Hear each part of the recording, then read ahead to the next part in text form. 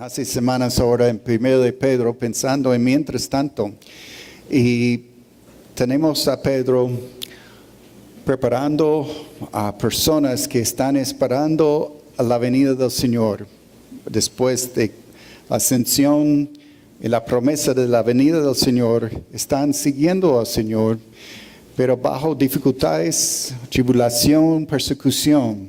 Entonces, Él está animándoles y enseñándoles a cómo seguir adelante, cómo vivir en este tiempo, mientras tanto que venga el Señor. Y en la parte que vamos a mirar esta mañana, vamos a pensar en la convicción de testificar.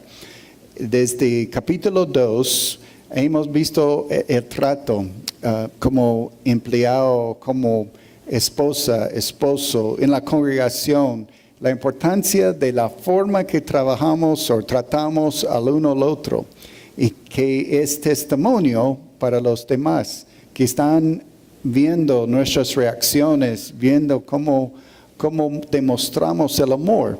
Y todo eso es puente para llevar el evangelio que podemos testificar. Esta mañana vamos a pensar en esta parte de la importancia de testificar. No es tanto el cómo de pasos o versículos que uno va a usar, pero es que cada uno de nosotros necesitamos en nuestro corazón ciertas verdades, convicciones en nuestro corazón que nos motivan. A veces podemos tener una oportunidad enfrente, una persona en la oficina o la universidad que nos da una oportunidad, pero nos congelamos, no sabemos qué decir o pensamos, bueno, otro día. Y necesitamos esta carga, convicción en nuestro corazón de la importancia, la urgencia de compartir el evangelio, que nosotros sentimos en nosotros mismos que es nuestra responsabilidad de llevar la palabra de Dios y que otros pueden conocerle. Al final de capítulo 3, la semana pasada, hay esa frase, el justo por los injustos. Y ahí está la frase que es el evangelio. Es Jesucristo el justo, el que nunca pecó, que nunca falló en nada. Y Él dando su vida por los injustos. Él dio su vida por nosotros. Él en mi lugar. A un lado, Él es mi sustituto. Él tomó mi lugar en la cruz. Hay una palabra importante que es vicario. La idea de que uno sí está en el lugar de otro, pero da un paso más. Jesús murió en mi lugar, pero yo recibo los beneficios. Yo estoy experimentado en el día de hoy los beneficios de la muerte de Cristo.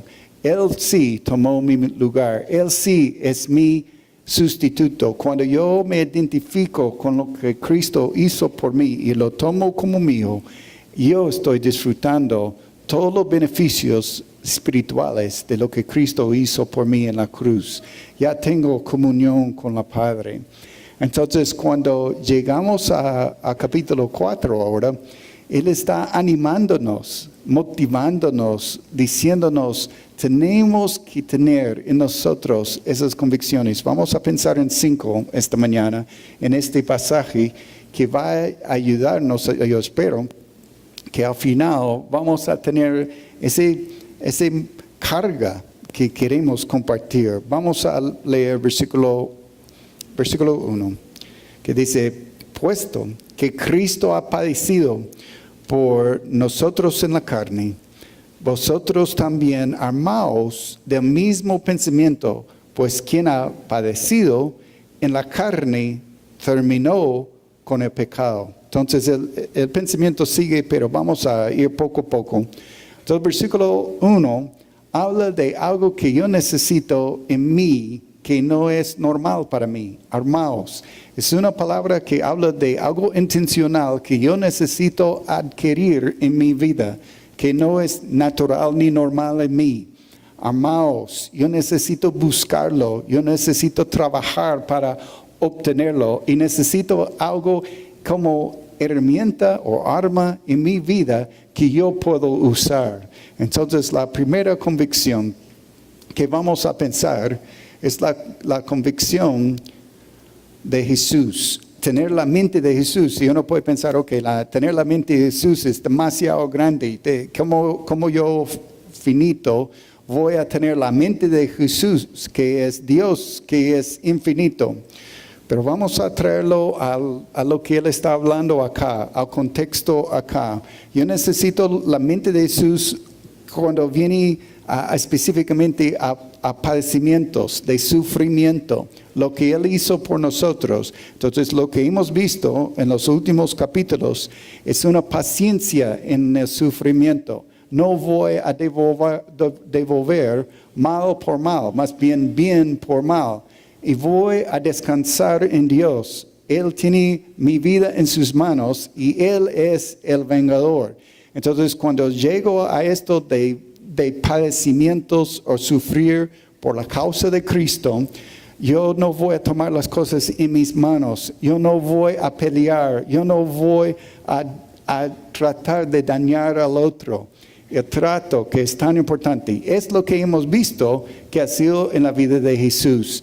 Cuando Él sufrió en silencio, Jesús fácilmente pudo haber quitado la cabeza de Pilato. Él fácilmente pudo haber destruido a Jerusalén. Él pudo haber llamado 70,000 o millones de ángeles a su defensa. Él tenía todo a su disposición, pero en mansedumbre, Él sufrió por ti y por mí.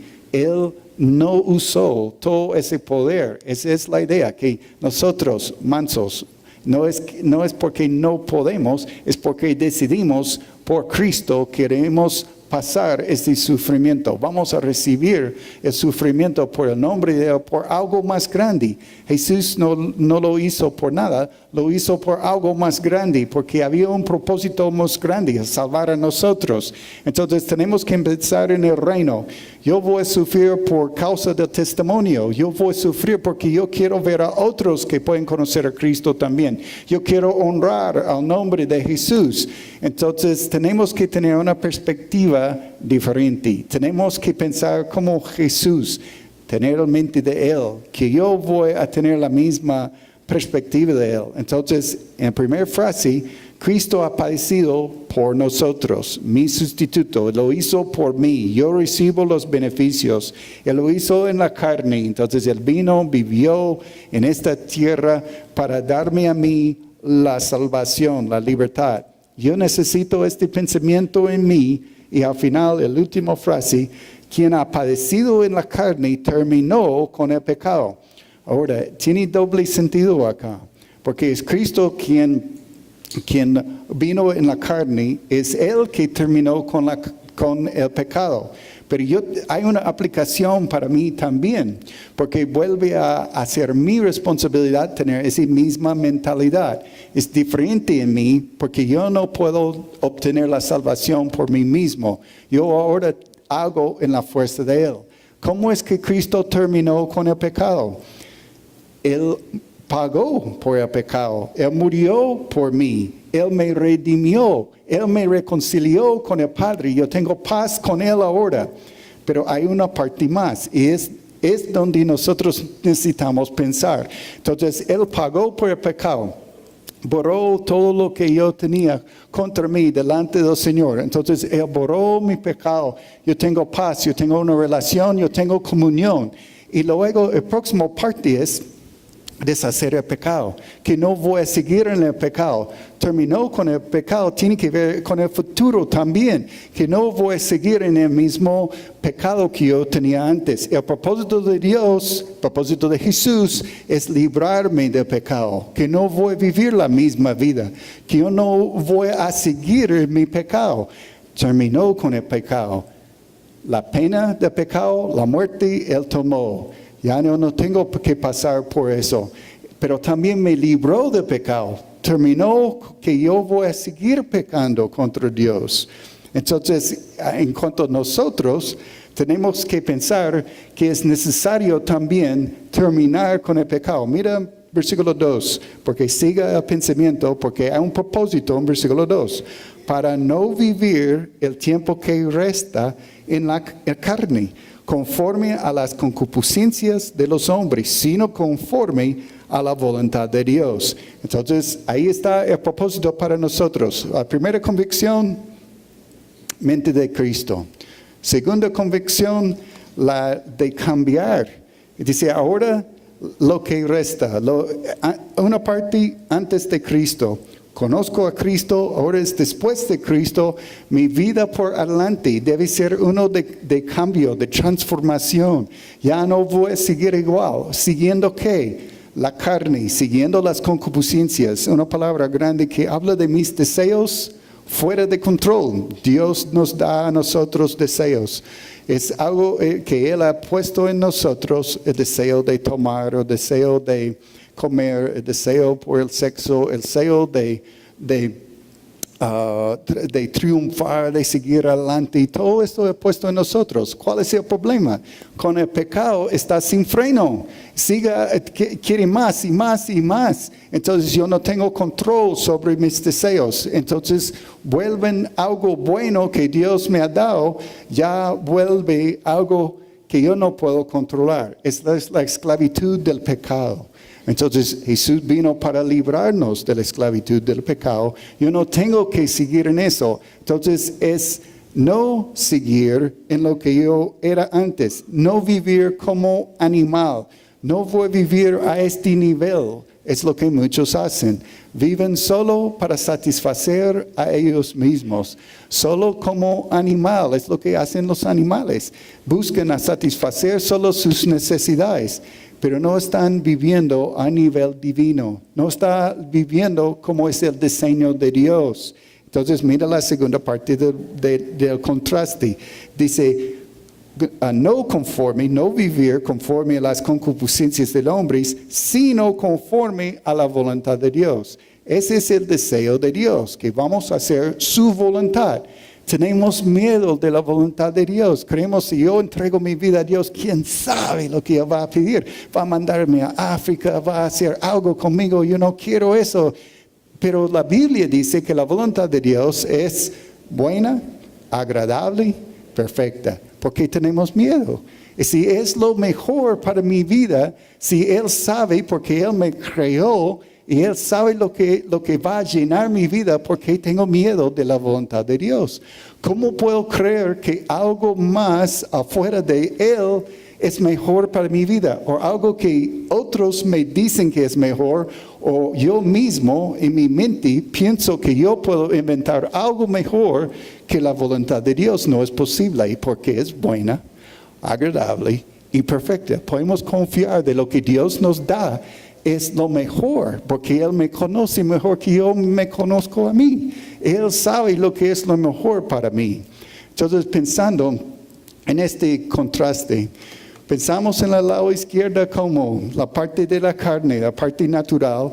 Lado derecha es la parte de Dios y lo que Él desea para mí, divino. Entonces, vivir para mí, vivir para hoy. Yo vivo para ganar lo que yo puedo ganar en este momento. Yo vivo para placer. Vivo para recibir amor. Entonces todo para adentro. Es la vida egoísta. Es la vida de concupiscencia. Tratando de satisfacer mis deseos. El lado divino ahora. El cambio que hace Dios. Vivo para otros. Pensando en las necesidades de los demás. Vivo para la eternidad. No pensando en solo el momento, pensando en invertir en las otras personas y lo que hay por venir.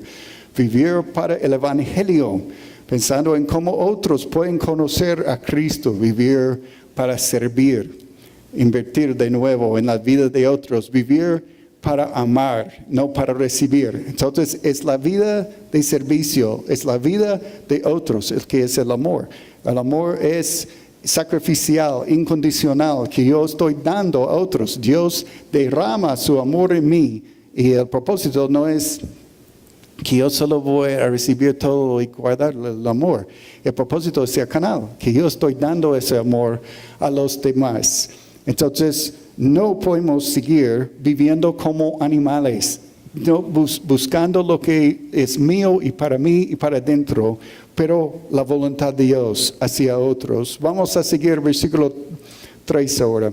Dice, basta ya el tiempo pasado para haber hecho lo que agrada a los gentiles. Y cuando dice gentiles, es la idea de uno incrédulo, no converso, uno que no acepta a Dios y rechaza a Dios. Entonces, lo que agrada a los gentiles, andando en lascivias, concupiscencias, embriagueces, orgías, disipación y abominables idolatrías. Entonces, una lista fuerte.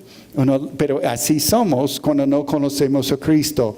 Así somos sin freno. Así somos buscando las cosas que va a satisfacer este cuerpo, mis deseos naturales. En versículo 4 dice, a estos les parece cosa extraña que vosotros no corráis con ellos en el mismo desenfreno de disolución y os ultrajan. Entonces, en el próximo vamos a pensar en la convicción de ser diferente. Hay un contraste entre lo que es seguir lo que está en mí, en la carne, y la voluntad de Dios. En versículo 3 hay esta lista, y sí hay listas en la palabra de Dios. Uno que dice, bueno, yo soy salvo por la gracia, no soy salvo por las obras, y es cierto.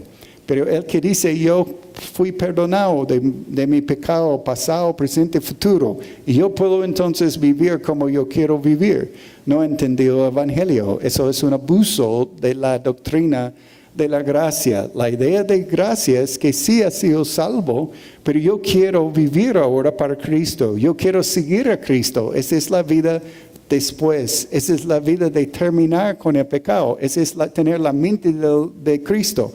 Que yo no quiero seguir en la misma vida. Yo no quiero seguir en lo que yo hice antes. Basta ya. El tiempo pasado. Entonces, dejando las cosas del pasado, dejando el pecado, dejándolo por lo cual Cristo murió. Yo no voy a vivir eso más. ¿Por qué? Porque parte es mi testimonio. Parte es la forma de vivir. Habla de quién es Cristo. Yo represento a Él ahora. Yo he tomado su nombre y yo quiero representar a cómo es Él para llevar la palabra de Dios a otras personas. Entonces, en versículo 4 lo que dice es que no nos van a entender. El mundo, los no convertidos, los incrédulos, nunca nos van a entender. Nunca van a entender por qué queremos seguir a Cristo. Nunca van a entender por qué quiero leer la Biblia. Nunca van a entender por qué yo voy a dar un tiempo, un domingo en la mañana, cuando yo podría hacer muchas otras cosas. ¿Por qué voy a ir a adorar a Dios? ¿Por qué yo voy a dar ese tiempo? ¿Por qué voy a hablar de Cristo? Entonces no nos van a entender. Lo que tenemos que reconocer y la convicción es, yo soy diferente. Nunca voy a encajar con el mundo. El mundo no va a aceptarme. No, ¿por qué? Porque la luz no tiene comunión con la oscuridad. Cuando nos invitan a fiestas, cuando nos invitan a las cosas que para ellos es la maravilla y nosotros no nos disfrutamos y no queremos ser parte y no vamos a participar, nos miren como extraños, nos miren como cosa rara. ¿Qué es su problema? ¿Por qué no quiere participar? Somos diferentes porque tenemos propósito diferente en la vida. Tenemos a Cristo en nosotros. Queremos honrar a Él con nuestras vidas. Aún cuando está en la oficina o en la universidad y quiere hacer las cosas correctas y quiere estudiar duro y quiere ser la persona que cumple, no piensa que el mundo va a decir, uy, qué buena persona.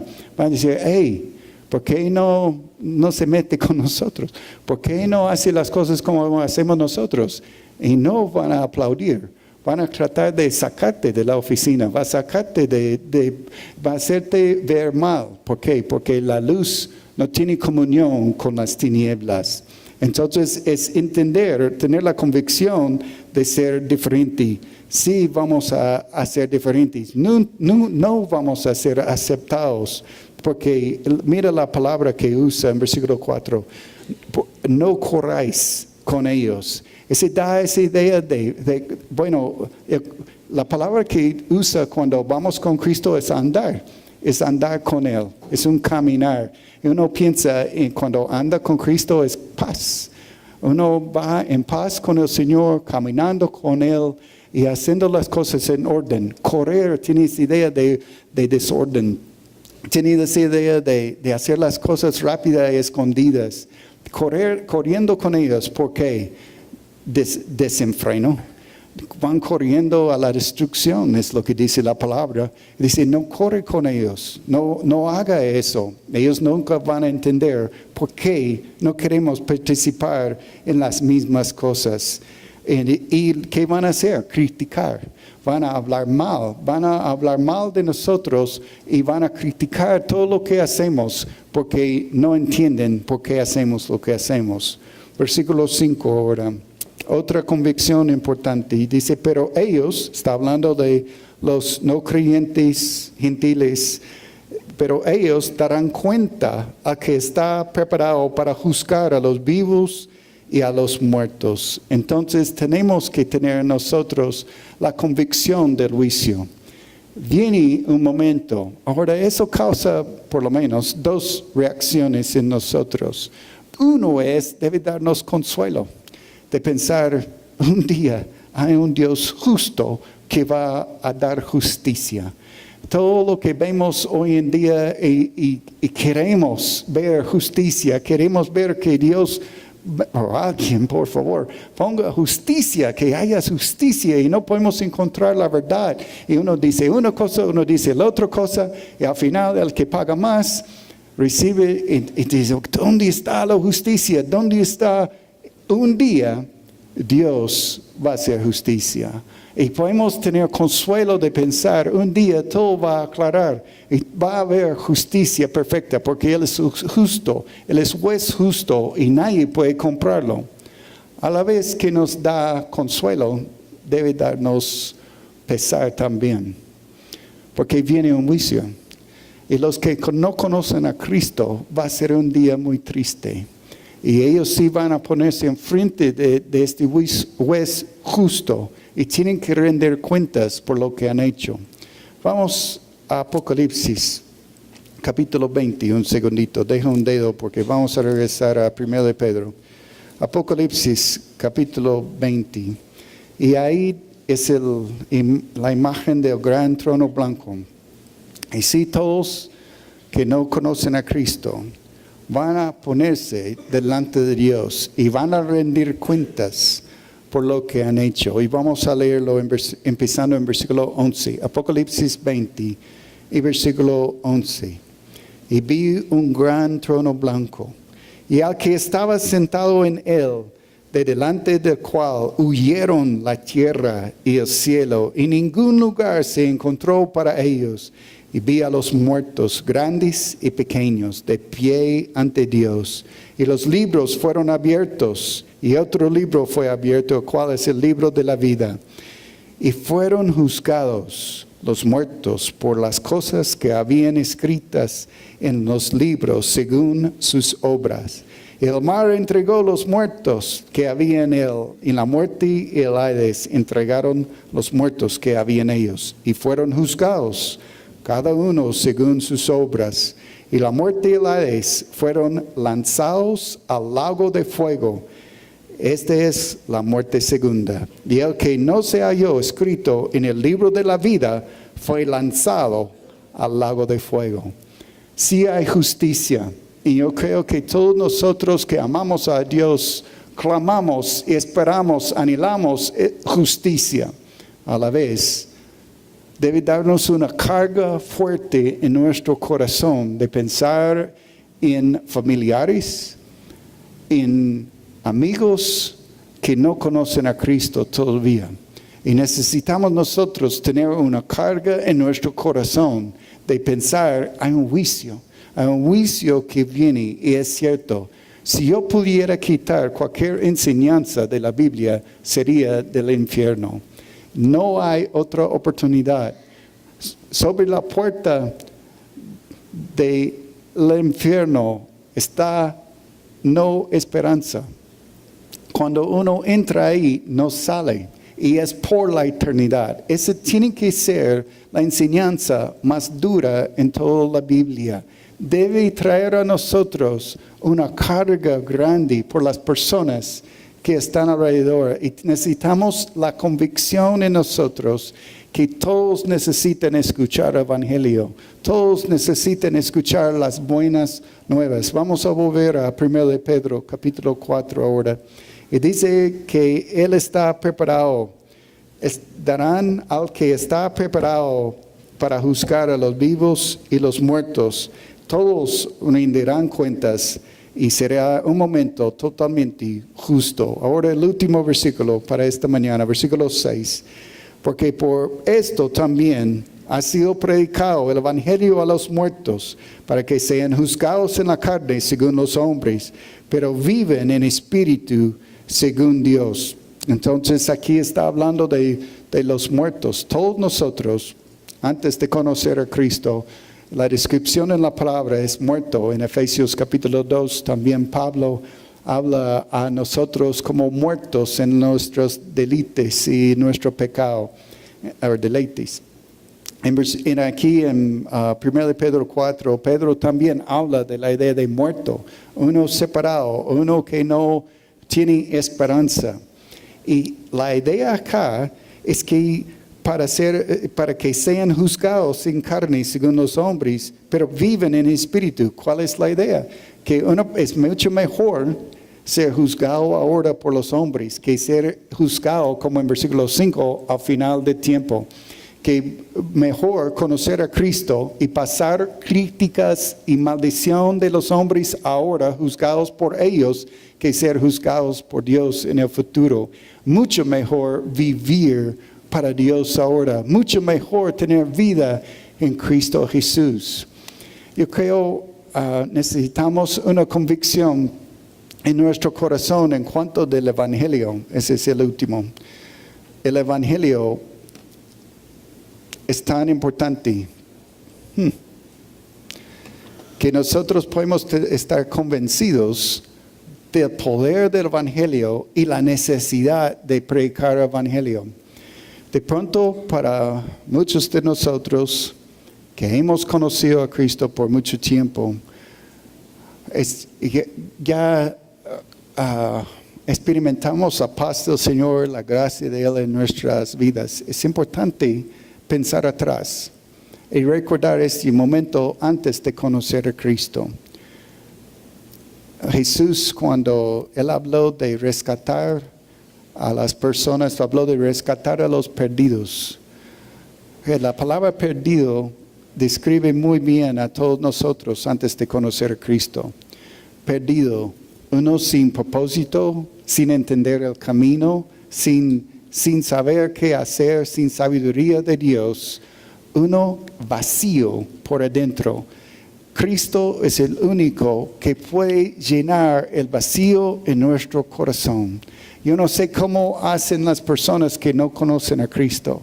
Yo no sé cómo enfrentan un entierro sin conocer a Cristo, porque no hay esperanza fuera de Cristo. Yo no sé cómo viven cada día sin Cristo, porque Jesús es el único que llena vacío en nuestro corazón. Tenemos que estar convencidos que es por la predicación de la palabra de Dios, porque en versículo 6 habla de predicar el evangelio a los muertos, a los que no tienen comunión con Dios, que no tienen esperanza. Es a ellos que necesitamos predicar el evangelio. Necesitan escuchar las buenas nuevas, necesitan escuchar que Cristo puede darles libertad, Cristo puede llenar su corazón, Cristo es la respuesta. Él vivió, murió y resucitó entre los muertos para cada uno, que cada uno puede tener propósito, cada uno puede tener gracia, cada uno de nosotros podemos tener paz. Mirando versículo 3, dice que en otro tiempo estos inconversos andaban en lascivias, concupiscencias, embriagueces, orgías. ¿Cómo es posible que una persona puede tener libertad por el evangelio? ¿Cómo es posible que un borracho puede caminar ahora y ser una persona responsable por evangelio? ¿Cómo es posible que un drogadicto puede tener libertad y no consumir droga? Por evangelio. ¿Cómo es posible que alguien que cometió adulterio abandona esta vida y su familia sea restaurada? Por evangelio. Es el evangelio que es el poder de Dios. El evangelio es la forma que las personas pueden ser restaurados. Necesitamos una convicción en nuestro corazón. Tanto como Cristo rescató a mí, también puede rescatar a ellos. También puedes salvar a ellos. Si Dios salvó a mí, puede salvar a cualquier persona. Es la convicción que necesitamos en nuestro corazón. Convicción de la mente de Jesús, que estoy dispuesto para sufrir por su nombre. Convicción de cambiar, que Él no murió en la cruz para dejarme como yo estaba, murió en la cruz para una transformación. Convicción de ser diferente, este mundo nunca me va a aceptar, pero voy a ser diferente para Cristo. La convicción del juicio, es cierto que vamos a ponernos delante de Él un día. Y la convicción del evangelio es la mejor vida que tenemos, aunque somos juzgados por los hombres, criticados y blasfemados y maldecidos por hombres hoy en día. Vivimos para Dios, lo que tenemos es mucho mejor. Vamos a orar.